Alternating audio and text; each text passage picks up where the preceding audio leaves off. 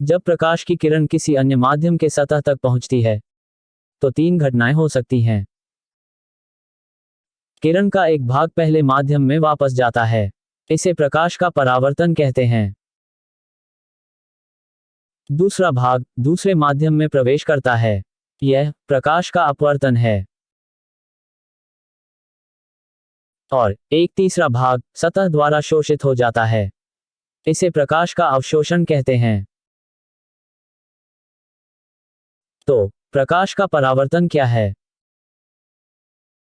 जब प्रकाश की एक किरण दूसरे माध्यम के सतह तक जाती है तो किरण का एक भाग पहले माध्यम में वापस आता है। इस घटना को प्रकाश का परावर्तन कहते हैं। हम में से सभी ने दर्पणों, पानी की सतहों,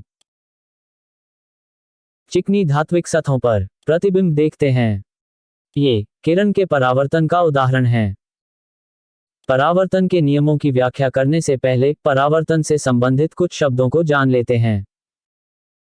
सतह तक पहुंचने वाली प्रकाश की किरण को आपतित किरण कहते हैं और जो किरण वापस परावर्तित होती है उसे परावर्तित किरण कहते हैं।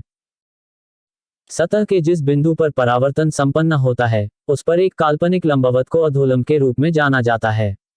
अधोलंब और आपतित किरण के बीच के कोण को आपतन कोण कहते हैं और अधोलंब और परावर्तित किरण के बीच के कोण को परावर्तन कोण कहा जाता है।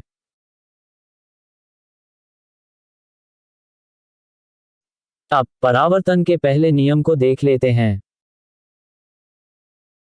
ये नियम कहता है आपतित किरण, सतह पर गठित अधोलंब और परावर्तित किरण, यह सभी एक ही समतल पर स्थित होती हैं। मान लीजिए प्रकाश की एक और किरण एक अलग दिशा से होकर उस बिंदु तक जाती है।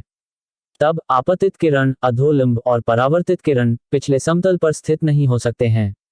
ये सब किसी दूसरे समतल पर फिट हो सकता है। परावर्तन का दूसरा नियम, इसे समझना बहुत आसान है। ये नियम कहता है कि आपतन कोण परावर्तन कोण के बराबर होता है। ये वो दो नियम हैं जो प्रकाश के परावर्तन पालन करता है। उम्मीद है आपको यह विषय समझ में आ गया होगा। यदि आपके पास इस टॉपिक के बारे में कोई प्रश्न है तो हमें कमेंट में लिखें। अगर आपको हमारा ट्यूटोरियल अच्छा लगता हो तो अगला ट्यूटोरियल किस टॉपिक पर होना है ये हमें बताएं।